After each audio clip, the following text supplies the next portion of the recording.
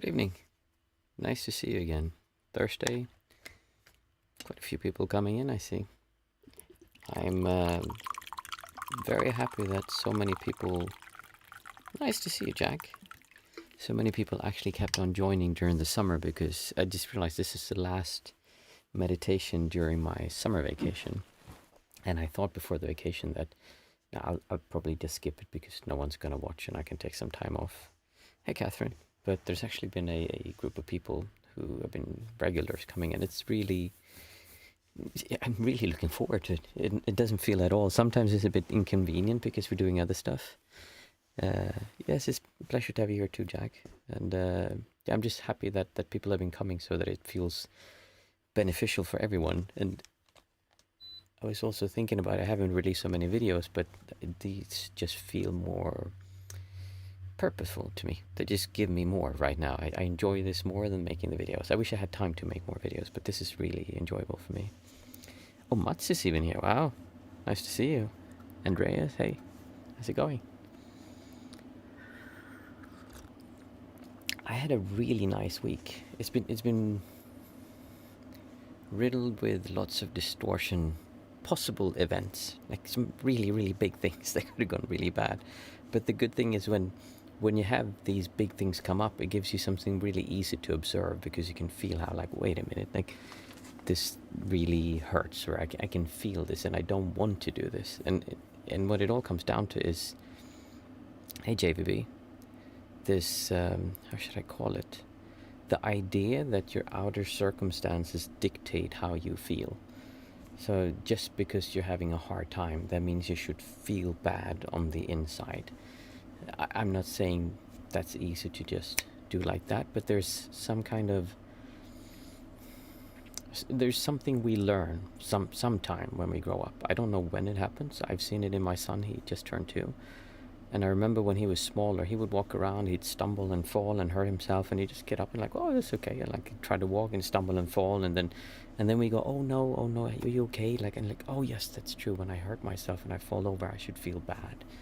And so then we learn that, and then when things don't go our way, we get this feeling inside. Whereas small children usually don't have that. You can see they get frustrated and stuff, but they just don't have the same kind of difficulty. No carpentry, no, but I almost bought a new lathe. I love woodworking. I don't know if I've talked about that. And I almost bought a new lathe, but instead my goal right now is to clear out my basement, and I have a carport that I'm going to rebuild into a garage, so I can have that as a workshop. That would be really nice, but time and money to get it all to work. So yeah, just really interesting, this connection, that how we feel and what happens on the outside world, that there's this idea that that's absolute, and it's very difficult to break that. It's that we believe we need to have all these things to feel good, whereas you don't need to. There's an idea that I used to always say that when I was growing up, I thought if I could only have that, then I'll be happy. There was a sense of fulfillment that was going to come from doing something. But I've changed that more to realizing that I'm withholding feeling good now because of what's going to happen in the future.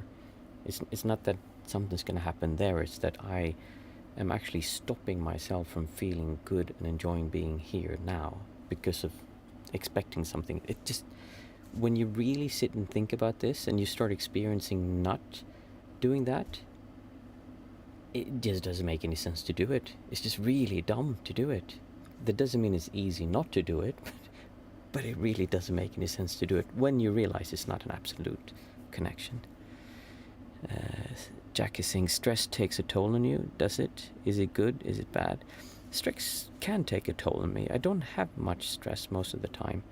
I have, after my burnout, I have my senses get overloaded. So when you get burnt out, like, your brain just stops working the way it did before. So I simply can't handle the same kind of sensory input that I could before. So if one kid is screaming and there's a radio on, and then at the same time there's a fan and I'm cooking, and then the other kid comes up and starts pulling in me asking for something, my mind can't like handle all of those things. It's too much. I don't think I'm alone in that also. I think it's like a parental thing, but for me it's even worse because of the burnout. So then, yes, it's definitely stress. But I think the good thing is I can see that I get this like, "Wah," and then I just, okay, now we stop. Everyone leave me alone, and I put my earplugs in, and they just have to handle themselves if it's too much for me. So I'm very clear. My fiance tends to not want to say no, so she'll go over her limits, and then she'll just get really angry instead, because it's difficult sometimes to see that you're going over those boundaries.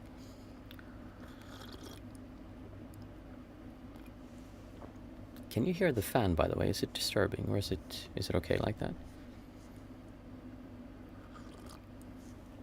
It just went on so hard. Is it disturbing, or so funny again is I ask something and there's 20-second delay before you can hear me. But yeah, it's been a good week. It's been an amazing summer. Oh, absolutely.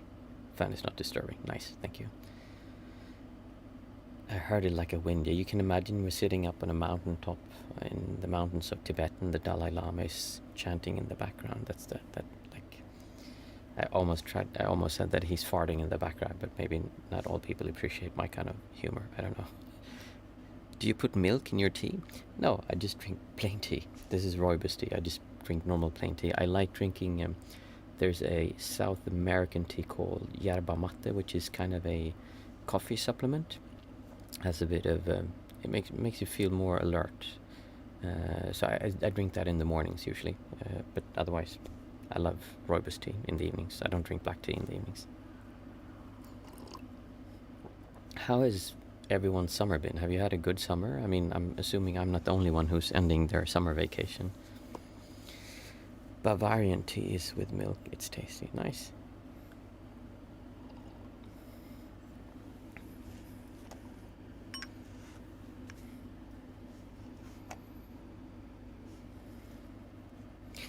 I wanted to say one more thing about what I spoke in the beginning, because it's something that's I'm still learning how to talk about this, and I'm still learning how to express what I'm experiencing and feeling, and how to help others experience that, which is why, again, I'm enjoying this so much. I'll take JVBs after. So another thing, the whole reason for doing this, like the point of doing this, is not just to stop distortion and as in feeling soft inside. It's that when you stop doing that, something changes, and everyone has experienced this. It's just you didn't realize what was happening, very likely. When you stop distorting, it's kind of as if your awareness is the very act of having a sense of observing, meaning I am here and I'm looking there. That's one of the first things that disappears when you start going through these spiritual stuff, is you start feeling less of a I am here and vision goes there. There's not a perspective. It's more like everything is just here, but there's no one here really. So then this sense of like an observer, when that disappears, that's just the first part, but the sense that someone is actually here is still there.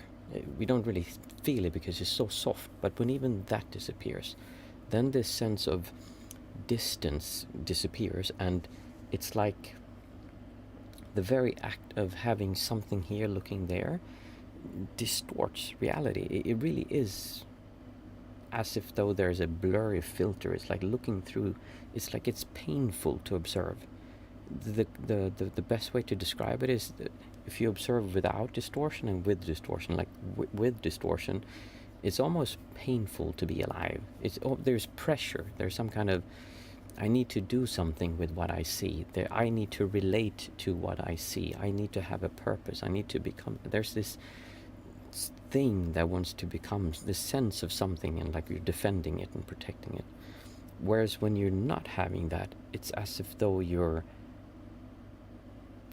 everything is fine. There's nothing that needs to be done. And what changes it when you observe, it's kind of like if you would try to feel what it would feel like if you ran soft silk over your arm.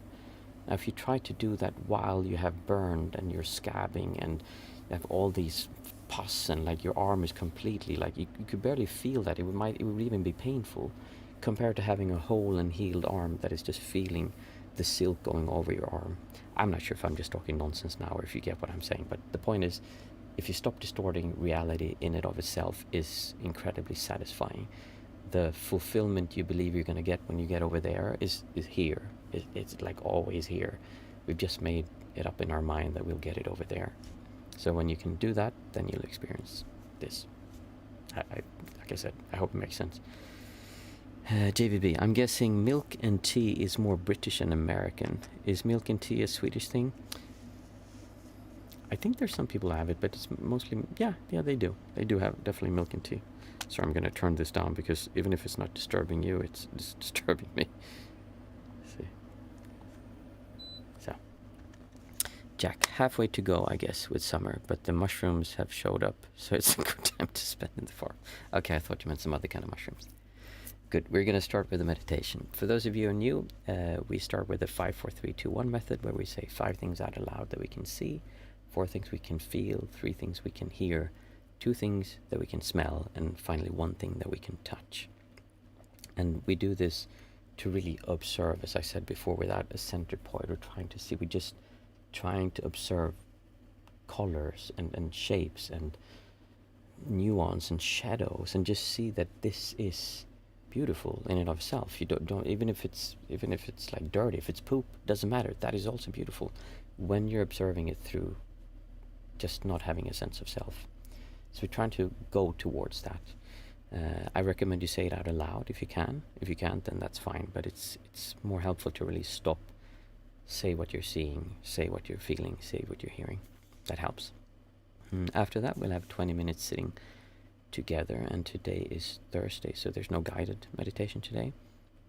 We spoke about last time how when you feel an itch, there's this rubber band effect. If you want to, you can try doing that again. Like you feel there's an itch, and it's like the arm wants to be pulled up. Like observe, can you feel the sense of you and the sense of wanting to move the arm, how that almost pulls it up? So you can observe that. I'll answer those questions later, Andreas, because yes, it happened, absolutely. So, I see a blue light. I see some figs on the wall. I see a painting by my father.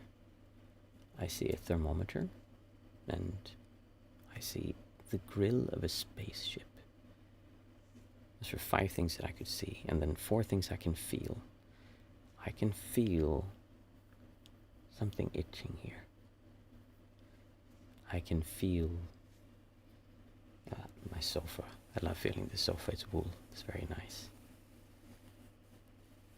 I can feel the baton that I'll be ringing the bell with.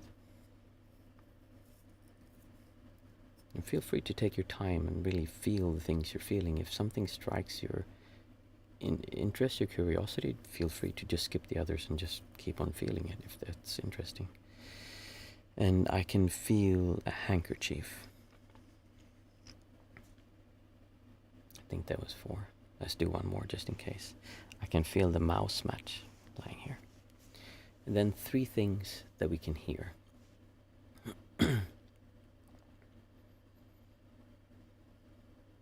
I can hear the hum of the compressor outside.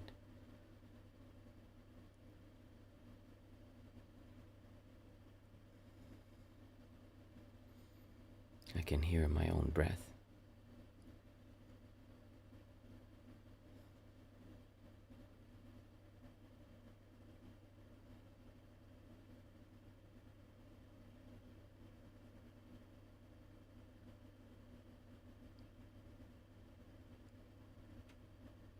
I can hear some creaking in the walls.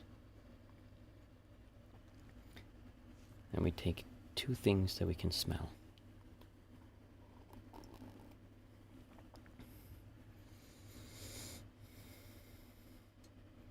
I smell citrus.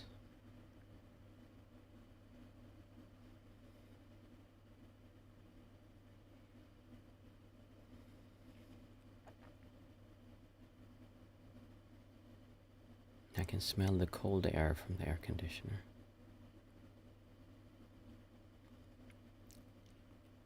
finally we take one thing that we can taste.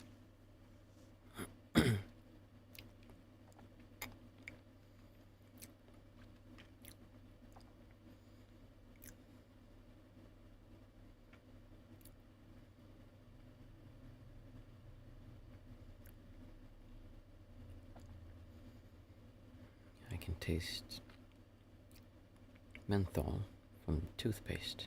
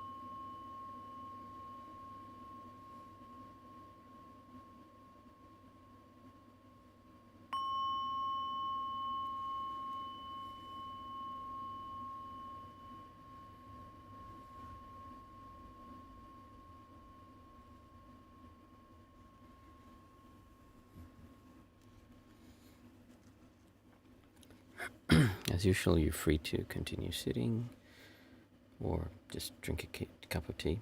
It's also open for questions and answers. I recommend that if you break the meditation and you don't continue, then try to do it slowly so you keep your awareness as you're starting to move around or drink your tea or just open your eyes and listen to the chat.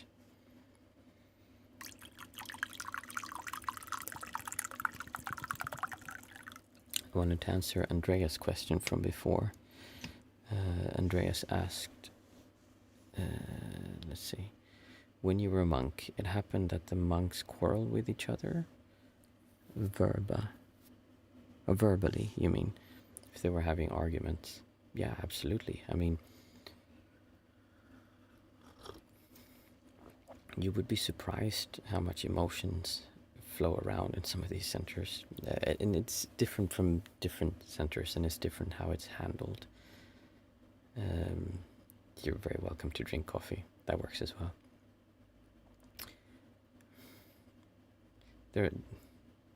You should really stop seeing monks as these holy people who are infallible and everything they do is perfect and their minds are so pure. That's not quite what it's like. It's just people, monks or men, who spend a lot of time, in some cases, observing their own minds. There's also monks who just study a lot of books, and they're basically scholars. Granted, they're studying things that are supposed to help them appreciate life more, be calmer, be kinder, but that doesn't always happen. I mean, you've probably seen the people who are the economy professors are not the richest people in the world. It's not that you get rich just because you understand economy. And I'd say it's the same thing with Buddhism. It's not that you really have a developed mind just because you read these books. Unless you're a religious person and you believe that they're holy and that by themselves just knowing this knowledge will give you a better lifetime next time around when you get reincarnated, rebirthed. Wait, which one is which? One is Hinduism, one is Buddhism. I don't remember which one is which. I think rebirth is Buddhism and reincarnation is Hinduism, I think. So yeah, there definitely is a conflict. I've seen monks get angry with each other. I've never seen any monks fight. I've seen it on video. But there's been some pretty intensive situations I've been in when people get very angry. And especially when they have the belief of how things are supposed to be. And it's not just, oh, I think that when you leave the washing detergent by the sink, you should put it on the right side because it's easier to grab. It's not like basic stuff like that for most of us. It's my belief in how what the Buddha said was true is this, and your belief is that. That can create a lot more friction than just like the washing detergent is on that side of the sink. So it can sometimes become very aggressive. But I've also seen a lot of passive aggressiveness since they're not supposed to be angry, then they show it in other ways, and they show very clearly that they're pissed off or that they don't like it. It's just really weird sometimes because they're not saying angry things, but you can tell they're really pissed. I had someone tell me one time, because I was at a center and had just a thin cloth, and he gave me a long lecture on how inappropriate that was because of some reason. And I think he said that some of the monks who were there had been gay before they were ordained, so then it was not nice of me to do it. It was like a long story of how I was ruining their practice, basically, because I had a thin cloth, and I was just not used to that in the centers that I used to be in Sri Lanka and Asia. So yes, definitely conflict. See, Mats is saying, the session was insanely difficult for me. Okay, so many unprocessed experiences gripping my mind left and right. I really should get my meditation habit going again. Yes, how many days in a row? Was it 21, 22? You must be up to like 200 now. Sorry, I'm picking on you. But yeah, that's the thing. It's not how many days you do it in a row. It's that you keep a habit and then you keep going. Like, it's okay to miss every now and then, but it's really... the real benefit is when you do it for years, and it doesn't have to be every single day. I mean, preferably it should be every single day, but it doesn't need to be 45 minutes every day. But it's just keeping the awareness of what's happening. It's as I said when I was talking about how you feel this rubber band, you want to go and you want to itch. I mean, if you can just during your daily life say like, okay, I want to do this, and then you feel, oh, I feel this itching here, now I'm moving it. So you're aware that you're having that impulse to do that. If you would keep looking for those impulses throughout the day, and then you notice, oh, I'm responding because of this. They said that, now I'm reacting this way, and not be so focused on what you're saying or what you want to happen, but instead of how you're reacting to what is happening, and making sure that you're feeling this more peaceful, grounded state of just being here. Mats, yeah, right. Sorry for picking on you. This was my first meditation session in weeks. I have been busy almost every evening. Do you have any tips on making time to meditate?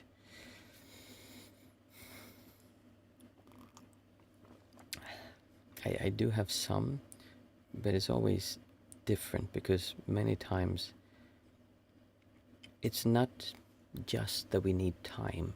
It's this, there is a resistance towards sitting down as well, because we have this rubber band again pulling us. Oh, I need to do this, and have all these important things I need to do. I have it right now with exercise.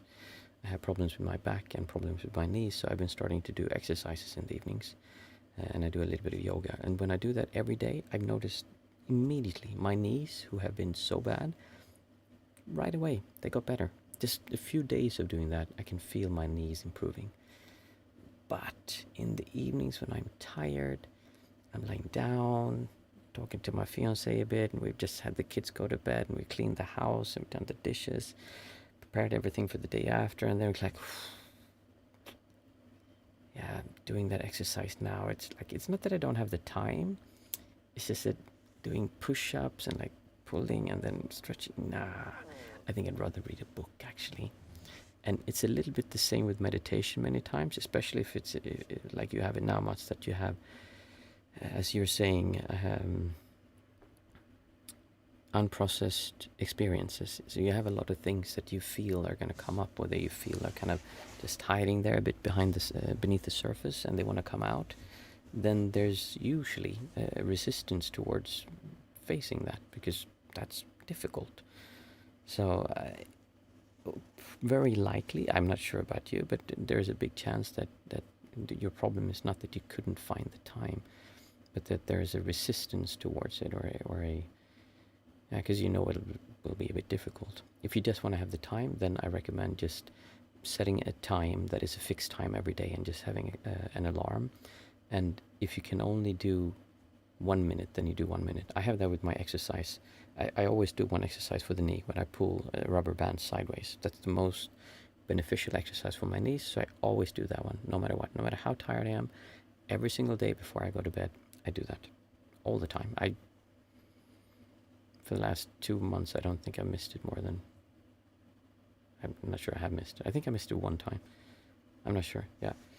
So I really have, like, I scale down to the minimum thing, but I always do one thing, because then you haven't stopped doing it. And if I would miss it, it would be fine. I'd just get back on it the day after. But I have, so that I can flex. So I can do just that one, and then if I feel I have a little bit more energy, then I do the twisting sideways, and I step up on the stairs, and I have another one where I do push-ups, lift my back, what do you call it, crunches, and the knees, and then I stretch a little bit. And then if I have a little more time, I do sun salutations. I have some stronger rubber bands where I do exercise like this to strengthen the muscles here. So I can go from 1 minute to 15 minutes exercise. So I have a span that I can do, and for meditation that works pretty well as well. So you minimize minimum 1 minute, but usually if you just start sitting for 5 minutes, it usually starts working. If you feel stressed, you want to go somewhere else, as soon as you sit down and you started and you've been there for 5 minutes, then especially like you've had quite a bit of experience now, so if you just sit for 5 minutes, I'm sure that you'll get in the flow, kind of. So I would take one time, always do minimum 1 minute, and really have the time. I put in 1 minute. It doesn't matter if it's painful in your soul to sit down, just sit that 1 minute, so you can feel, okay, I have it done, I have my schedule, I do this every day. Sometimes I do 1 minute, sometimes 20 minutes, sometimes 45 minutes, it depends. Let's see, Catherine, weren't we supposed to get a story about the picture on your account with you in the robe? It wasn't me who asked. It was someone last Thursday. Oh yeah, it's true. Uh, that's true. I see the me in the robe. That's actually, I used to do microstock photography when I was before I was ordained. So I traveled around. I backpacked for 2 years and traveled around, yeah, Asia mostly, and I was in Australia, New Zealand, and I would meet people like when I traveled, and I'd say, hey, do you want to do a photo session? So then we do a photo session. I take photos, and then I'd sell them on what's called microstock. Basically, I'd sell them for licensing fees, and they would have to sign a waiver that it was okay for me to do that. So I liked photography, and I did a lot of photography, but I never had anyone to photograph myself. So I actually did a photo session on the balcony. So I took that photo myself, and I just put the camera up, and I think it just took like probably one or twice. I just put my camera, and I just had it to like click, click, click, click, click, and I walked, and the wind just blew, and everything just. Photography is just about lighting. Like if you have good lighting, then it usually looks good, and well, you need to contrast the colors and stuff like that. But that was basically just a lucky shot, I would say. So I put the camera, I put it on myself, and I walked against it, and I did some other angles as well, but that one just worked out well. So I actually took the photo myself. It's not a long story, in other words. Let's see, what else? JVB, if I may be honest, some centers get a bit political and reveal which side on the political spectrum they favor. Not sure if that is a good thing. That is something I have not run into so much. But then again, when I traveled, the political world was not as polarized as it is now, and I'm mostly thinking about American politics. So I didn't really run into politics that much when I was at centers. Maybe that it is now, I'm not sure. Andreas, I used to meditate every morning when I go up. When I work, I wake up early to meditate. I have done it for 1 year. Now it's normal, but not in the beginning. Yeah, exactly what you're saying. You take a time, and then you make that your meditation time. And when you say that, I'm kind of like, oh, you don't have kids, do you? Wake up 1 hour earlier. You never know what's going to happen with kids. Sometimes I wake up at 5 o'clock, sometimes at 6 o'clock, sometimes 7 o'clock. And if no one wakes me up, I'd probably wake up like 8 o'clock. I'm not sure I could actually sleep that long, but the idea is sound. Like, you set a time, you do it. In the beginning, it is difficult because you don't want to do it, but then it's just a habit. It's just so normal. And I feel it myself, when I get out of these habits and I stop doing it, then even for me, sometimes it can be a little bit strange to sit down and meditate. Maybe not strange, but I can have resistance towards it sometimes, because sometimes I feel like I need to do so many things I can't have time to meditate.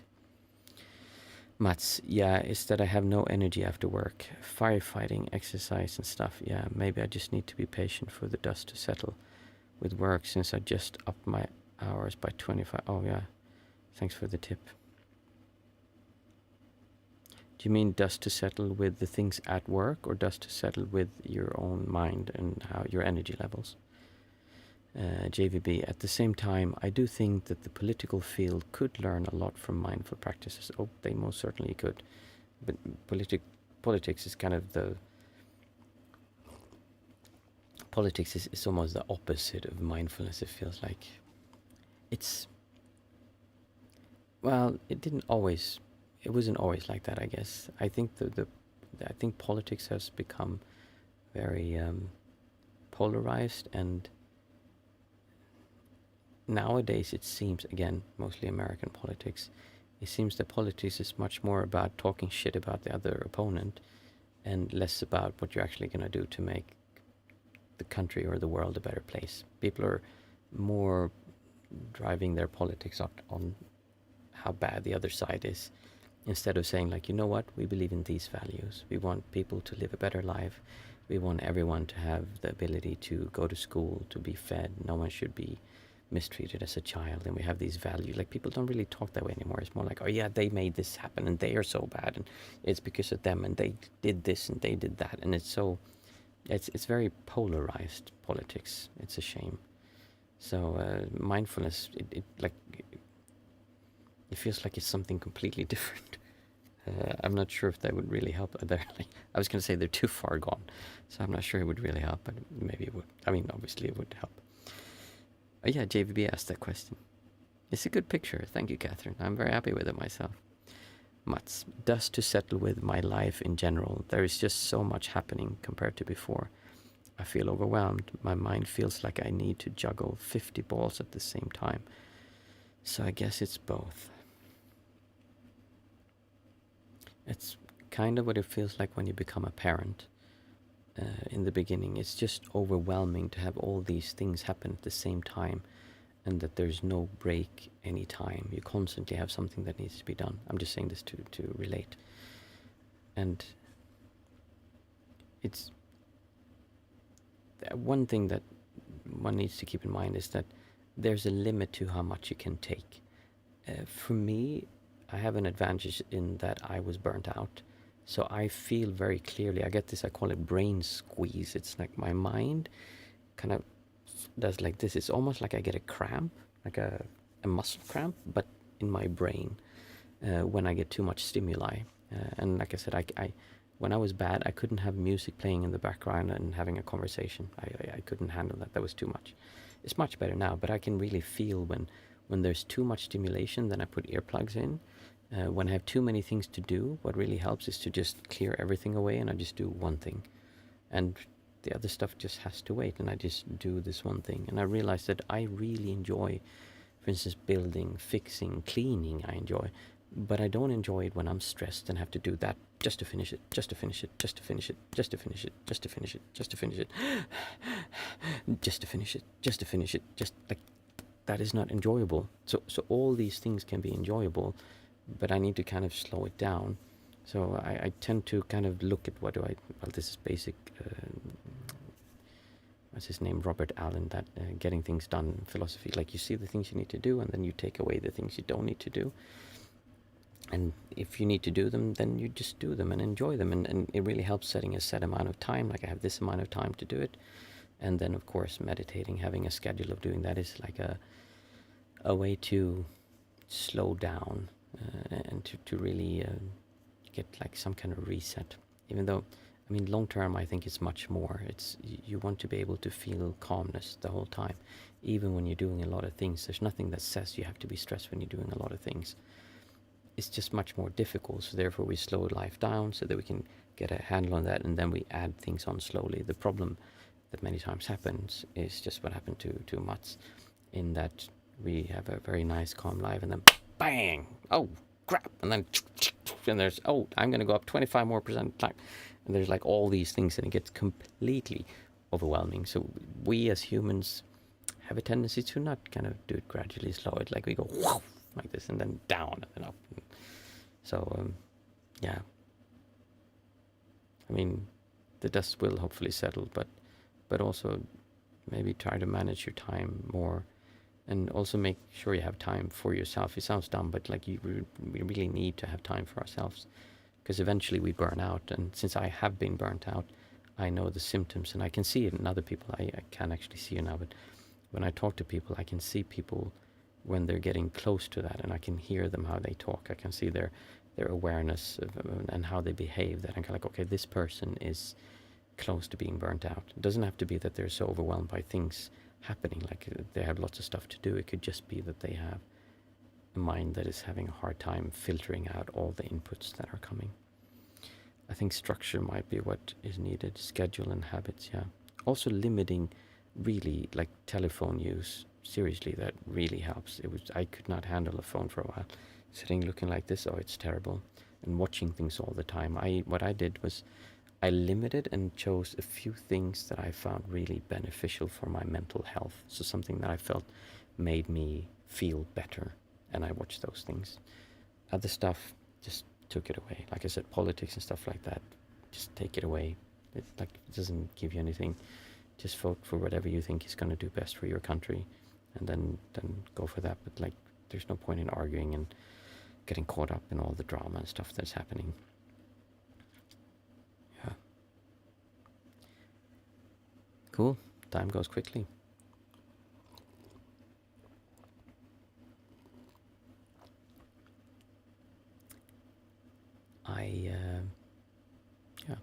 I appreciate everyone who came here. Thank you. And I hope you all have a really pleasant weekend. For me, it's the last summer vacation weekend, so next week I'll be back working, and then I'll be much more workative in my meditation. It'll be fun then also. I wish you all a good weekend, and thank you for coming today, and I'll see you again on Monday.